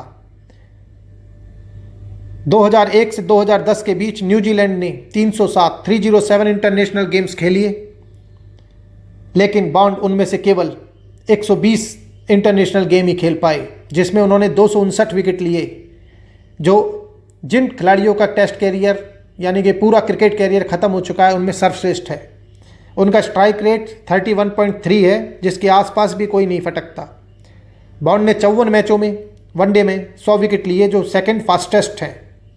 तो दोस्तों, यही कहा जा सकता है कि जिस खिलाड़ी के देखकर लगता था कि टेस्ट क्रिकेट क्या, क्रिकेट के अनेकों रिकॉर्ड वो ध्वस्त कर देंगे और उनके तूफान के आगे बड़े बड़े बैटिंग लाइनअप ध्वस्त होते रह जाएंगे, परंतु न जाने किस किस चोटों ने उन्हें लगातार परेशान किए रखा और उन्हें पटरी पर चढ़ने ही न दिया, और खेल ख़त्म हो गया इस प्रकार उनका, जिनको देखने के लिए दर्शक पैसे, जिनका खेल देखकर दर्शक कहते थे कि उनका पूरा पैसा वसूल हो गया है। शेन बॉन्ड ने केवल 18 ही टेस्ट खेल पाए, और अगर वे पूरा खेलते केवल 120 मैच ही कुल मिलाकर खेल पाए। अगर वो खराब फॉर्म ना होती, क्योंकि वो बॉन्ड ऐसे खिलाड़ी थे जो केवल खराब फॉर्म की वजह से बाहर नहीं गए, बल्कि चोट व अन्य कारणों से ही ना खेल पाए। अगर ये रुकावटें ना होती तो दोस्तों, कि ना जाने Shane Bond license to thrill किसने रिकॉर्डों को अपनी झोली में डाल लेते। बस अटकलें ही लगाई जा सकती हैं दोस्तों अब तो। दोस्तों, दक्षिण अफ्रीका की रंगभेद नीति ने कुछ ऐसे खिलाड़ियों के अंतर्राष्ट्रीय कैरियर को वहीं विराम लगा दिया, और क्रिकेट प्रेमी उनके उन करिश्मों को देखने से वंचित रह गए, जो अगर वे खेलते तो न जाने कितने नए रिकॉर्ड बनाते और कितने पुराने रिकॉर्डों को वो ध्वस्त कर देते। एक ऐसे ही ऑलराउंडरों की चर्चा मैं आपके साथ कर रहा हूं दोस्तों। मैं आपका दोस्त आंजनेय। साउथ अफ्रीका के उस महान ऑलराउंडर का नाम है माइक प्रॉक्टर। 1967 से 1970 के बीच दक्षिण अफ्रीका ने केवल 2 टेस्ट सीरीज खेली, वो भी ऑस्ट्रेलिया के खिलाफ। माइक इनमें से केवल 7 टेस्ट ही खेल पाए, जिनमें 15 की एवरेज से उन्होंने 41 विकेट लिए, और ये सभी टेस्ट दक्षिण अफ्रीका जीता। 1970 के बाद दक्षिण अफ्रीका पर रंगभेद नीति के कारण बैन लग गया और खत्म हो गया माइक का अंतर्राष्ट्रीय कैरियर। लेकिन माइक प्रॉक्टर अपने देश में और काउंटी क्रिकेट में ग्लूसेस्टरशायर की तरफ से खेलते रहे, और प्रथम श्रेणी क्रिकेट में उन्होंने वो जलवे दिखाए जो बाथम, हेडली, इमरान व कपिल जैसे महान ऑलराउंडरों के लिए सपना ही है। 1970 में माइक ने लगातार 6 पारियों में शतक लगा दिए, जिनमें एक दोहरा शतक, 254 रन भी शामिल है। अब तक ये करिश्मा उनके अलावा केवल महान बल्लेबाज डॉन ब्रैडमैन व सीबी फ्राई ही दिखा चुके हैं। और यही नहीं, इन्हीं मैचों में प्रॉक्टर ने तूफानी गति से गेंदबाजी करते हुए 22 विकेट भी झटके। वो बहुत तेज गति के गेंदबाज व उतने ही तेजी से खेलने वाले बल्लेबाज थे। ग्लूसेस्टरशायर की तरफ से काउंटी क्रिकेट में वो 1981 तक खेलते रहे, और हर साल नए नए रिकॉर्ड्स की झड़ी लगती रही। 1977 में ग्लूसेस्टरशायर के खिलाफ लंच से पहले ही माइक प्रॉक्टर ने शतक जड़ दिया, और फिर उसी मैच में 73 रन देकर 13 विकेट भी झटक दिए। उनकी तेज गेंदबाजी का सामना करना बहुत मुश्किल था। रॉन्ग फुट पर उनका बॉलिंग स्ट्राइक बड़ा ही अजीबोगरीब था। 1979 में लीसेस्टरशायर के खिलाफ उन्होंने लंच से पहले शतक जड़ दिया, और उसी मैच में पारी में हैट्रिक भी ले डाली। ऐसे करिश्मे साल दर साल वे करते चले गए। इसी साल अगले ही मैच में यॉर्कशायर के खिलाफ हैट्रिक जड़ दी और तेजी से रन बनाते हुए मैच को जिता दिया। दर्शक माइक प्रॉक्टर के खेल के दीवानी थे, और ग्लूसेस्टरशायर को मजाक में प्रॉक्टरशायर भी कहा जाता था। माइक प्रॉक्टर कुल 401 प्रथम श्रेणी मैच खेले, जिनमें 48 शतकों के साथ 22,000 के आसपास रन बनाए, और 20 से भी कम के एवरेज से 1417 1417 विकेट उन्होंने उखाड़ दिए। बस यही कहा जा सकता है कि क्या होता अगर वे पूरा टेस्ट कैरियर खेल पाते, तो शायद कितने ही नए रिकॉर्ड माइक प्रॉक्टर की झोली में होते। काश माइक प्रॉक्टर दक्षिण अफ्रीका की रंगभेद नीति की वजह से खेलने से ना चूक पाते। भारत व पाकिस्तान के बीच श्रृंखला का रोमांच एक अलग ही प्रकार का है दोस्तों। उस इंटेंसिटी की कल्पना ही नहीं की जा सकती। 1986-87 में भारत व पाकिस्तान के बीच भारत में 5 टेस्ट की श्रृंखला खेली गई। इसकी इम्पोर्टेंस को इसी बात से माना जा सकता है कि खुद इस श्रृंखला का एक मैच देखने के लिए पाकिस्तान के डिक्टेटर राष्ट्रपति जनरल जिया-उल-हक स्वयं भारत आए थे। इस श्रृंखला के पहले 4 टेस्ट ड्रा हुए और 5वां टेस्ट बंगलौर में खेला गया। सुनील गावस्कर ने इस श्रृंखला के पहले ही घोषणा कर दी थी कि ये उनकी लास्ट श्रृंखला है, लिहाजा बंगलौर टेस्ट उनका अंतिम टेस्ट था। एक तो गावस्कर का लास्ट टेस्ट, और दूसरे दोनों टीमें इसे जीतकर श्रृंखला को जीतने को बेताब थी। अंदाजा ही किया जा सकता है कि क्या तनाव व वातावरण रहा होगा। तो दोस्तों, कैसे हैं आप सब? मैं आपका दोस्त आंजनेय आपके अपने channel a fun called cricket में उस महान पारी का जिक्र करूंगा जिसे क्रिकेट के इतिहास में सबसे महान पारियों में से एक माना जाता है। इस मैच में पाकिस्तान ने टॉस जीता और पिच को देखते हुए, जो केवल स्पिनरों के लिए टेलर मेड थी, पहले बल्लेबाजी की। प्रसिद्ध स्पिनर मनिंदर सिंह की फिरकी के जाल में पाकिस्तानी बल्लेबाज फंस गए और पूरी टीम 116 रन पर ही ढेर हो गई, जिसमें पहले 8 विकेट तो केवल 74 रन पर ही गिर गए थे। वो तो पाकिस्तान के स्पिनर इकबाल कासिम व तौसीफ अहमद ने बल्लेबाजी करते हुए टीम को 100 रन से ऊपर पहुंचाया। जवाब में भारत की टीम भी पाकिस्तान के चमत्कारी स्पिनर इकबाल कासिम व तौसीफ अहमद की जादुई गेंदबाजी का सामना न कर पाई और 145 रन पर ऑल आउट हो गई। दोनों गेंदबाजों ने 5-5 विकेट लिए। पाकिस्तान ने अपनी दूसरी पारी में 249 रन बनाए और भारत को चौथी पारी में जीतने के लिए 221 रन का लक्ष्य मिला। दोस्तों, आपने कई महान पारियों का जिक्र सुना होगा जो मैच जीतने या मैच बचाने के लिए खेली गईं, जैसे ब्रायन लारा के 153 रन, बेन स्टोक्स के 137 रन, सचिन तेंदुलकर के चेन्नई में 136 रन, कुशल परेरा का शतक, अजहर महमूद का शतक, जो वाकई में लाजवाब पारियां हैं। लेकिन इन सब में एक बात कॉमन थी कि इनमें पिच उस तरीके की नहीं थी, पिच बहुत ज़्यादा खतरनाक नहीं थी और बल्लेबाजी के लिए मुफीद थी। लेकिन गावस्कर ने अपने टेस्ट क्रिकेट कैरियर की अंतिम पारी जिस पिच पर खेली, वो वास्तव में पिच रही नहीं गई थी, पूरी तरह से टूट चुकी थी और हर गेंद पर टप्पा खाते ही धूल उड़ जाती थी। इसको इसी बात से जाना जा सकता है कि इस पूरे टेस्ट मैच में 40 विकेटों में से 37 विकेट स्पिनरों ने लिए। भारत पूरे देश की आशाएं गावस्कर पर टिकी हुई थी। गेंद इतना टर्न व बाउंस ले रही थी कि पाकिस्तान के विकेट कीपर सलीम यूसुफ को विकेट कीपर में जान झोंकनी पड़ रही थी। कुल 27 रन, यानी कि भारत की दूसरी पारी में, अंतिम पारी में 27 एक्स्ट्रा रन लगे, जिनमें से 22 रन तो के बाई के थे और कई गेंद तो टर्न लेकर सलीम यूसुफ के सर के ऊपर से निकल गईं। सुनील गावस्कर ने वो बेहतरीन फुटवर्क का प्रदर्शन किया जिसकी मिसाल नामुमकिन है। एक छोर से विकेट गिरते रहे, लगभग हर दूसरी गेंद पर पाकिस्तानी खिलाड़ी अपील करते रहे, एम्पायरों से उनकी बहस जारी रही, लेकिन गावस्कर अचल रहे। यह भी बता दूं दोस्तों कि इसी मैदान पर इकबाल कासिम ने 1979-80 की श्रृंखला में 40 रन देकर 6 विकेट लिए थे। गावस्कर अपनी उसी कंसंट्रेशन से खेलते रहे। 161 रन पर कपिल देव के आउट होते ही अब केवल गावस्कर की अंतिम आशा रह गई। चारों तरफ से फील्डरों से घिरे हुए गावस्कर की उन गेंदों को जो 90 डिग्री के एंगल पर टर्न ले रही थी, उन्हें डिफेंसिव स्ट्रोक से वहीं दबा देना और कभी उन्हें घेरे से बाहर 4 रनों के लिए मारना उनकी बेजोड़ बल्लेबाजी कला का नमूना थी। 180 रन के स्कोर पर एक ऐसी गेंद पर जिसे खेलना नामुमकिन था, इकबाल कासिम की वो गेंद गावस्कर के बल्ले का किनारा लेते हुए स्लिप में गई और रिजवान ने उसको कैच लेकर भारत की आशाओं को तोड़ दिया। गावस्कर ने इस इनिंग में 96 रन बनाए, 96, और भारत के अगले 2 विकेट 204 रन के स्कोर पर गिर गए और पूरी टीम 204 रन के स्कोर पर ऑल आउट हो गई। भारत 16 रन से ये मैच हार गया। अगर ये शतक पूरा हो गया होता तो शायद सबसे महान 4th इनिंग की वो शतकीय पारी होती। इतनी टर्नर पिच पर गावस्कर ने 8 चौके लगाए थे, जबकि भारत के अन्य 10 बल्लेबाज केवल 4 चौके ही लगा पाए। 40 विकेटों में से 37 विकेट स्पिनरों ने लिए। भारत की इस दूसरी पारी में पहले 2 विकेट वसीम अकरम ने लिए, बाद के 8 विकेट में से 4-4 तौसीफ अहमद और इकबाल कासिम ने बटोर लिए। दोस्तों, एक बार फिर स्वागत है आपका आपके अपने YouTube channel a fun called cricket में, series unsung heroes a sad tale. दोस्तों, 1994 में कपिल देव के रिटायर होने के बाद इंडियन टीम को शिद्दत से तलाश थी एक जेन्युइन फास्ट बॉलर व ऑलराउंडर की जो उनकी जगह ले सके।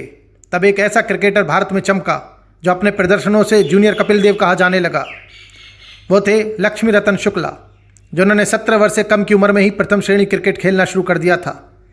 बैट व बॉल से बंगाल के लिए उन्होंने धमाकेदार प्रदर्शन किए और उन्हीं प्रदर्शनों के बल पर 1997 में कोलंबो में श्रीलंका के खिलाफ उन्हें टेस्ट मैच में चुन लिया गया और स्कोर बोर्ड पर जब टीमों की घोषणा हुई तब उनका नाम टीम में था, लेकिन कुछ ही देर बाद बताया गया कि उनकी जगह आशीष नेहरा खेल रहे हैं।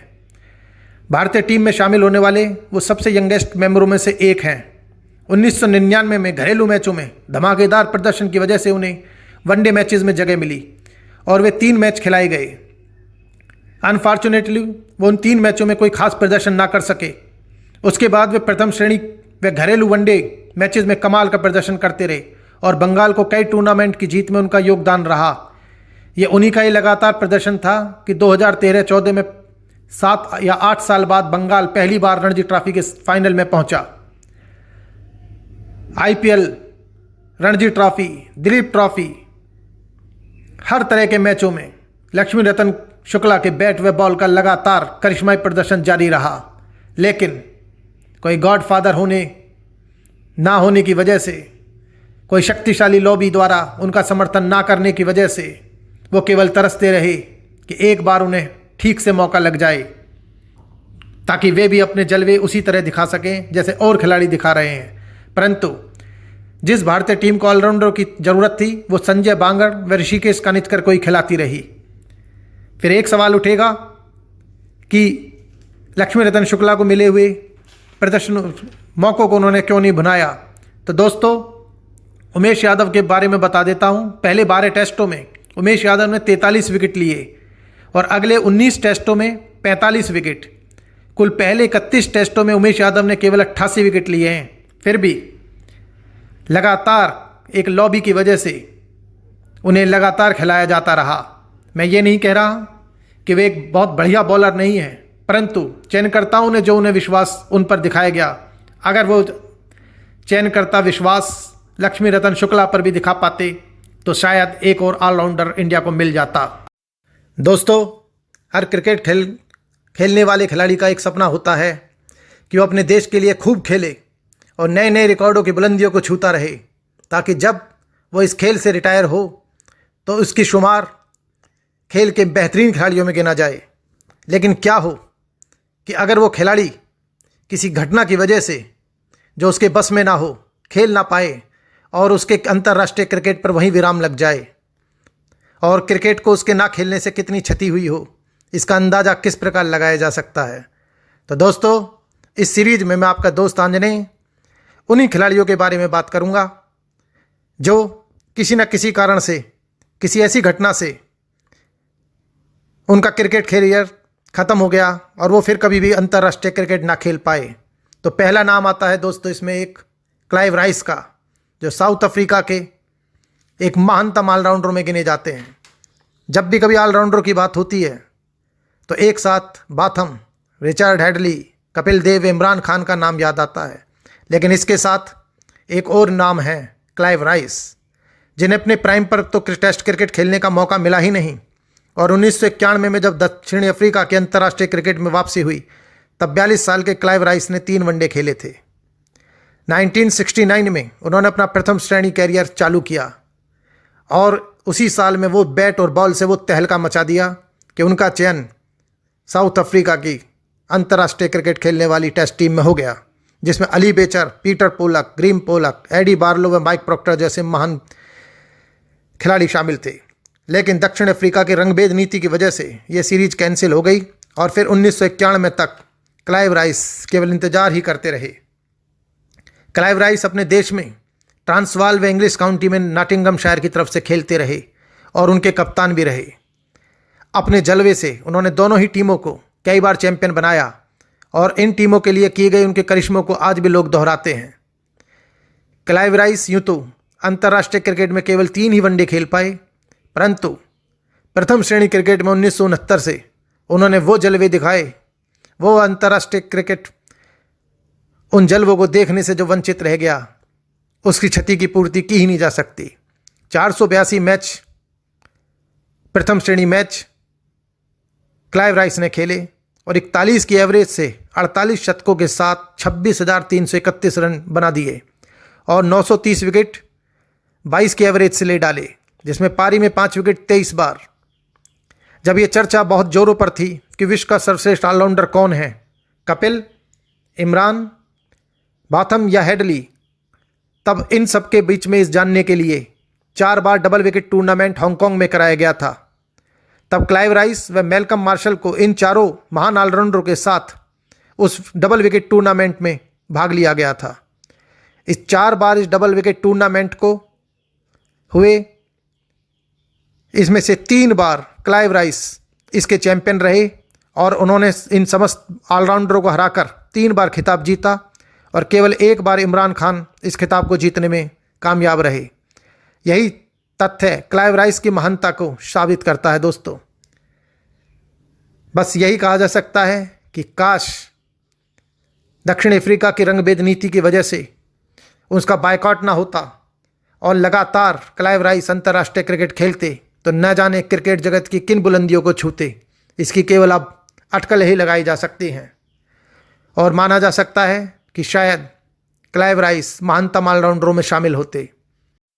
दोस्तों, जब भी कभी टेस्ट क्रिकेट में क्रिकेट की दुनिया में एक नए महान बल्लेबाज का उदय होता है और वो खड़ा करता जाता है कीर्तिमानों का अंबार और साथ ही साथ चढ़ता जाता है महानता की सीढ़ियाँ, तो स्वाभाविक है कि उस खिलाड़ी की तुलना उससे पहले के महान बल्लेबाजों के साथ हो।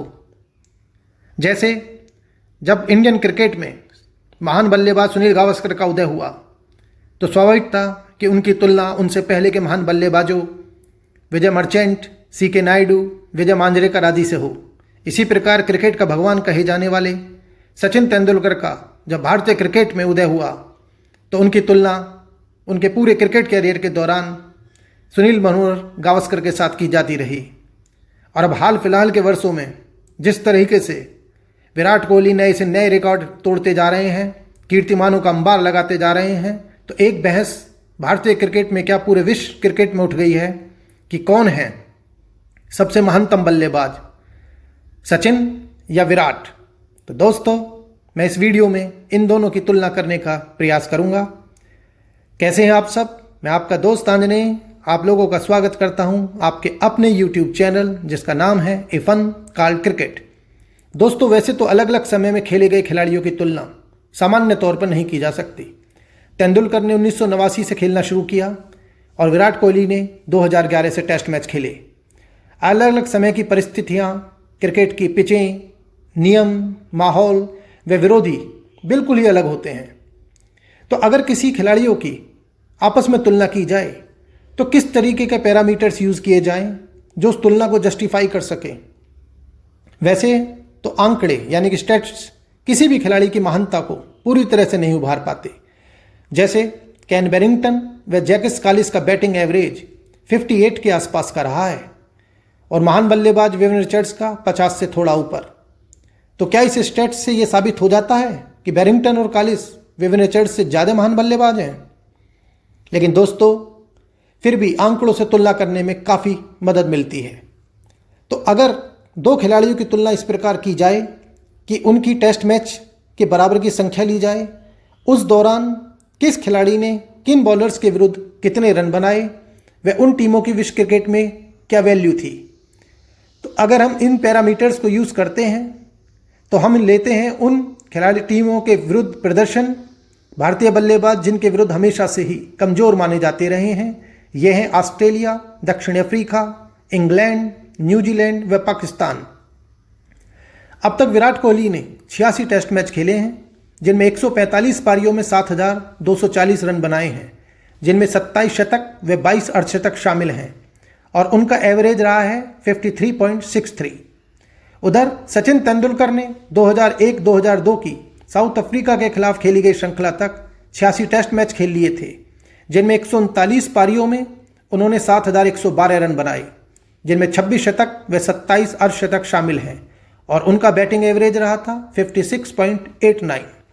अब हम इन दोनों का प्रदर्शन अलग अलग टीमों के खिलाफ देख लेते हैं। दोस्तों, सचिन तेंदुलकर ने ऑस्ट्रेलिया के खिलाफ उस वक्त तक यानी कि 2001-2002 तक 15 टेस्ट खेले और 28 पारियों में 54.07 की औसत से 1406 रन बनाए, जिनमें 6 शतक व 5 अर्धशतक शामिल हैं।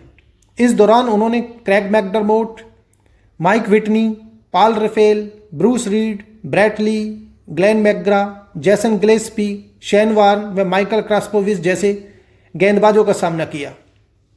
उधर विराट कोहली ने ऑस्ट्रेलिया के खिलाफ अब तक 19 टेस्ट खेले हैं, जिनकी 34 पारियों में 48.60 की औसत से 1604 रन बनाए हैं, जिनमें 7 शतक व 4 अर्धशतक शामिल हैं। उन्होंने इस दौरान सामना किया है पीटर शिडल का, Ryan Harris, Michael Starc, Pat Cummins, James Pattinson, Josh Hazlewood, Michael Johnson व निथान लायन का।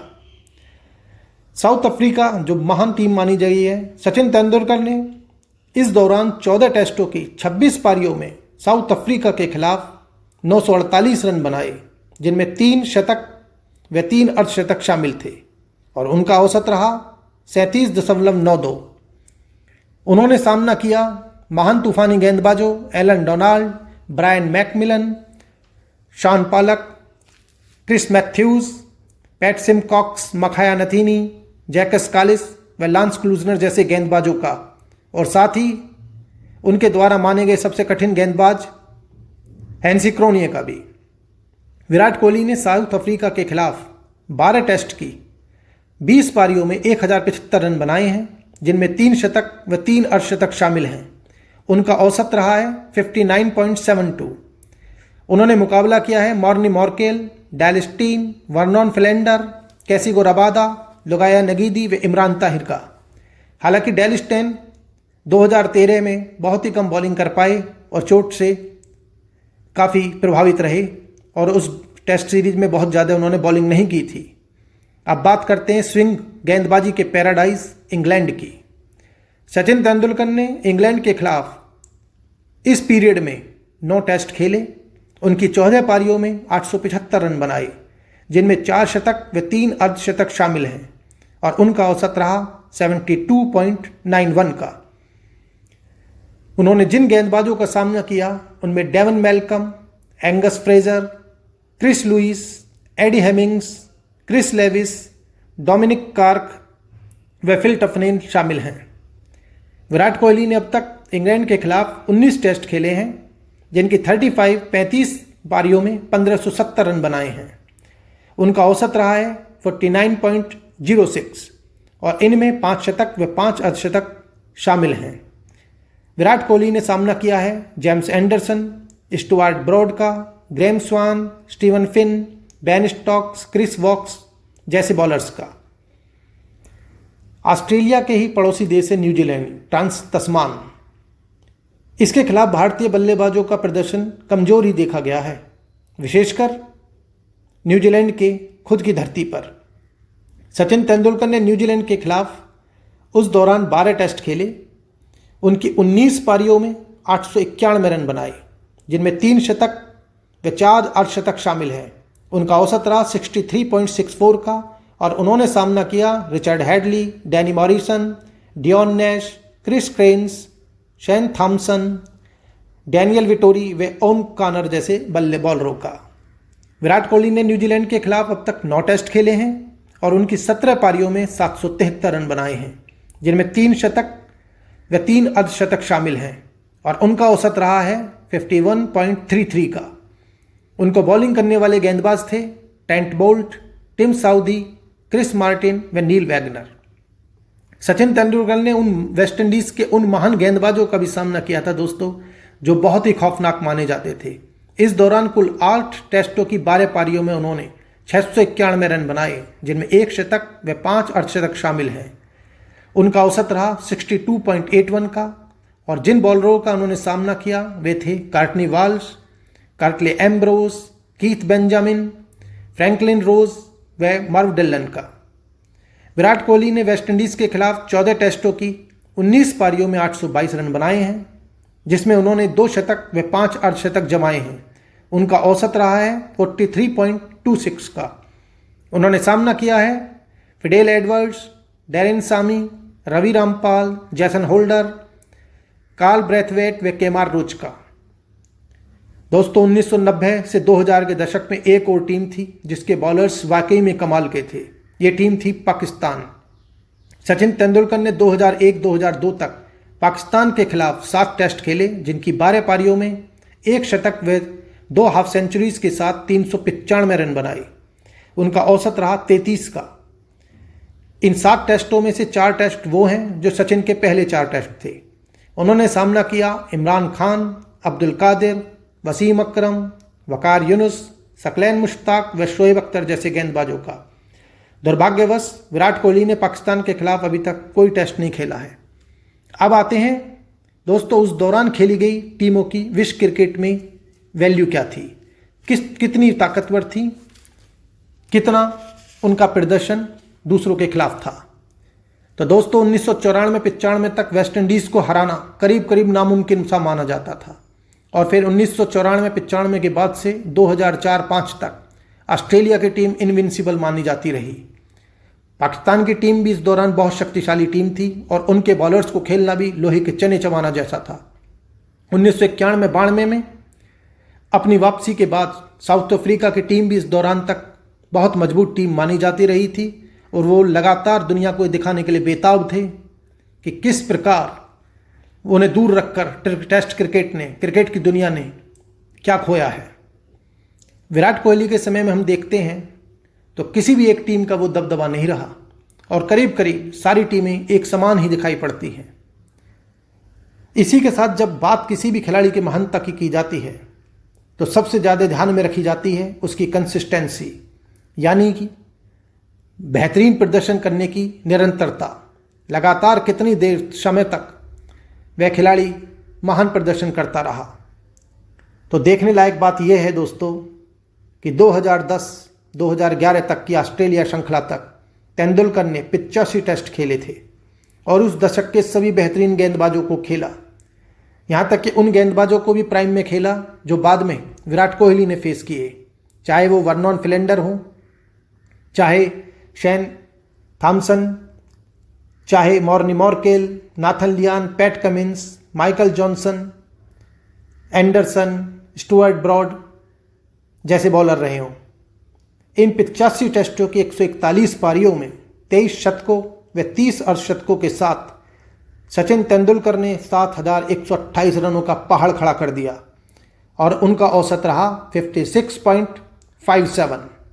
इस दशक में वो टेनिस एल्बो, कंधे की चोट व ग्रोइन इंजरी से भी काफ़ी परेशान रहे और टेनिस एल्बो से तो लगता था कि उनका क्रिकेट कैरियर समाप्त हो जाएगा। ये भी बता दूं दोस्तों कि अंतिम 40 टेस्ट पारियों में सचिन कोई भी शतक नहीं लगा पाए थे। अब बात करते हैं कि सचिन तेंदुलकर का भारतीय टीम की जीतों में कितना योगदान रहा। तो दोस्तों तेंदुलकर ने 51 टेस्ट शतक लगाए, जिनमें से 20 में भारत जीता, 20 ड्रॉ रहे व 11 मैच इंडिया हारा। तेंदुलकर के पूरे क्रिकेट जीवन में वो जब बल्लेबाजी करते रहे तो पूरी टीम का भार वे अपने कंधों पर ही ढोते रहे और इसी दौरान दूसरी टीम के बल्लेबाज भी इंडिया के खिलाफ हैवी स्कोर करते रहे, क्योंकि हमारे बल्लेबाज उनके बल्लेबाजों को खेलने में उतने समर्थ न थे और हमारे बॉलर्स उनके बल्लेबाजों को यानी विपक्षी टीम के बल्लेबाजों को 2 बार आउट करने में लगातार सफल नहीं थे। जैसे अगर आप पॉन्टिंग को देखें तो एक महान बल्लेबाज हैं, लेकिन ये भी ध्यान रहे कि उनके टीम के बॉलरों का उनके कैरियर के दौरान औसत 25 से कम रहा है, यानी कि पॉन्टिंग को कभी भी ये भय नहीं रहा कि वो सफल हो या असफल, उनकी टीम के बॉलर दूसरी टीम को आउट नहीं कर पाएंगे और वो बिना किसी भय के, बिना किसी दबाव के लगातार बैटिंग करते रहे। जबकि सचिन तेंदुलकर के कैरियर में हमारे भारतीय बॉलरों का एवरेज रहा है 35 से ज़्यादा, यानी कि सचिन के ऊपर हमेशा से दबाव रहा कि अगर वो असफल रह गए तो उनके बॉलर तो दूसरी टीम के बल्लेबाजों को आउट कर ही नहीं पाएंगे और हम भी एक बड़ा स्कोर ना खड़ा करने पर हार ही जाएंगे। जबकि विराट की टीम के बॉलर्स को अगर हम देखते हैं तो अब तक उनका एवरेज 27 के आसपास है, यानी कि दूसरी टीम को बल्लेबाजों को आउट करने की उनकी क्षमता। यही कारण है कि टीम इंडिया की जीत ज़्यादा है। लेकिन एक चीज़ ज़रूर बताऊंगा दोस्तों कि चौथी पारी में पीछा करने में या मैच बचाने के लिए खेलने की बात की जाए तो विराट सचिन तेंदुलकर से काफ़ी आगे हैं। तेंदुलकर ने अपने पूरे कैरियर में चौथी इनिंग्स में 60 पारियां खेली और 3 शतकों व 7 अर्धशतकों की मदद से 1625 रन बनाए और उनका औसत रहा 36.93। वहीं विराट कोहली ने अब तक चौथी पारी में 23 बार बल्लेबाजी की है और 2 शतक व 6 अर्धशतकों की मदद से 890 रन बनाए हैं। उनका औसत है 49.78। तो दोस्तों, अगर हम एक बात और ध्यान रखें कि 1989 से लेकर 2010-11 तक सचिन तेंदुलकर ने ऐसा कोई बल्लेबाज यानी कि कोई भी ऐसा गेंदबाज नहीं झेला या जिसका सामना ना किया हो जो महान की श्रेणी में गिना गया हो, चाहे वो मैल्कम मार्शल रहे हों चाहे कोई भी। उन्होंने हर बल्लेबाज के खिलाफ भी खेला और हर गेंदबाज के खिलाफ लगातार रन बनाए। तो बस मैं यही कहना चाहूँगा दोस्तों कि दोनों ही बहुत ही महान खिलाड़ी हैं। टेस्ट क्रिकेट में तेंदुलकर की 200 टेस्ट हैं, अभी विराट कोहली को 114 टेस्ट खेलने बाकी हैं। उनको अभी करीब 8000 के आसपास और रन बनाने हैं और 24 शतक और अर्धशतकों का भी अर्धशतक उन्हें फिर से लगाना है। तो भगवान से हमारी प्रार्थना ये है कि वे लगातार स्वस्थ रहें, उनकी फॉर्म लगातार बरकरार रहे और हम उनके बैटिंग का लुत्फ उठाते रहें। तो दोस्तों, ये मैंने प्रयास किया है इन दोनों की टेस्ट क्रिकेट में तुलना का। अगले एक वीडियो में मैं फिर से इन दोनों के एक दिवसीय क्रिकेट में प्रदर्शनों को तोलने की कोशिश करूंगा। इस वीडियो में इतना ही। आप अपना ध्यान रखें।